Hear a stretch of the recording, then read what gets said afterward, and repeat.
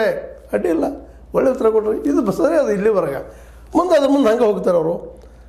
ಪ್ರಧಾನಿ ಮೋದಿಜಿ ಅವರ ಪಾದಗಳಿಗೆ ಇಡೀ ದೇಶದ ಸೇನೆ ಮತ್ತು ಸೈನಿಕರು ತಲೆಬಾಗುತ್ತಾರೆ. ಇದೇ ಆಗಬೇಕಾಗಿತ್ತು ರೀ. ಸೈನ್ಯ ತಲೆಬಾಗ್ತದೆ ಅವ್ರ ಪಾದಕ್ಕೆ, ಅದು ಪಾದ ಶಬ್ದ ಬಳಸಿದಾರೆ. ಅದನ್ನು ಪುಣ್ಯಕ್ಕೆ ದೀರ್ಘದಂಡ ಅಂದಿಲ್ಲ. ಇದಂದ ತಕ್ಷಣ ಶುರುವಾಯಿತು ಎಲ್ಲ ಕಡೆ ಟೀಕೆ ಟಿಪ್ಪೆಲ್ಲ ಸ್ಟಾರ್ಟ್ ಆಗೋದು. ಮೋದಿಯವರ ಹೌದು ಪ್ರಧಾನಿ ಅದಾರ, ಅವ್ರ ಗೌರವ ಸುಮಾರು ನಾಮದ್ದಾರೆ. ಆದರೆ ಸೈನಿಕರು ನಿಜವಾಗಿಯೂ ಸೈನಿಕರಿಂದ ನಾವು ಇವತ್ತು ಯಶಸ್ವಿ ಘಟ್ಟದಲ್ಲಿದ್ದಾಗ BJPಗರಿಂದ ಅಥವಾ ಟ್ರಂಪ್ ಅವರಿಂದ ಅರ್ಧಕ್ಕೆ ನಿಂತು ಹೋಗ್ಬಿಡಿ. ಯಾಕ್ರಿ ಪಾಕಿಸ್ತಾನಕ್ಕೆ ಹೋಗೋದ್ರೆ ಯಾಕೆ ಬಿಡಬೇಕಾಗಿತ್ತು ಅಂತ ಇವತ್ತು ಕಾಂಗ್ರೆಸ್ಗಿವ್ರಿಗೆ ಹೇಳ್ತಾರೆ. ಇವತ್ತು ವಿರೋಧ ಪಕ್ಷದ ಇದು ಇಂಡಿಯಾನು ಕೇಳ್ತದ, ಹೌದು ಫೋನ್ ಹಚ್ಚರಿ ಹಾಕ್ಬಿಟ್ರಪ್ಪ, ನೀವು ಹೊಡೆದು ಬಿಡ್ಬೇಕಲ್ಲೋ, POK ಅನ್ಕ ಸೂಪಾಗಿತ್ತು ಅವ್ರು ಮಾತಾಡಿದ್ರೆ ಯಾಕೆ ಅಧಿಕಾರದಾಗಿಲ್ಲ ಅಲ್ರಿ. ಇದನ್ನ ಹಿಂದೆ ಮಾತಾಡಿದ್ರು.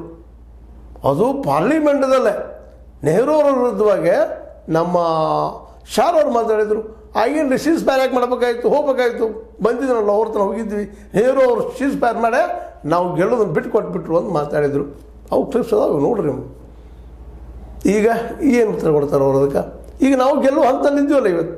ಸ್ವತಃ ಇವ್ರ ಕೈಯಲ್ಲಿ ಅಧಿಕಾರ ಇತ್ತು, ಮೋದಿಯವ್ರ ಕೈಯಲ್ಲಿ ಅಧಿಕಾರ ಇತ್ತು, ಶಾರ್ ಅವ್ರ ಕೈಯಲ್ಲಿ ಅಧಿಕಾರ ಇತ್ತು. ಇವ್ರು ಯಾಕೆ ಹೊಡಿಲಿಲ್ಲಪ್ಪ ಲಾಹೋರ್ ತನಕ? POK ಯಾಕೆ ಹಿಡ್ಕೊಳ್ಳಿಲ್ಲ ಅಂತ ಇವತ್ತು ಕಾಂಗ್ರೆಸ್ಸಿಗರು ವಿರೋಧ ಪಕ್ಷ ಕೇಳ್ತಾ ಇದ್ದಾರೆ. ಅದ್ರ ಮೇಲೆ ಇದೊಂದು ಎರಡು ಮಾತುಗಳು ಕಾಲಿಗೆ ಬೀಳುವಂಥ. ಸೈನಿಕರು ಯಾಕೆ ಕಾಲಿಗೆ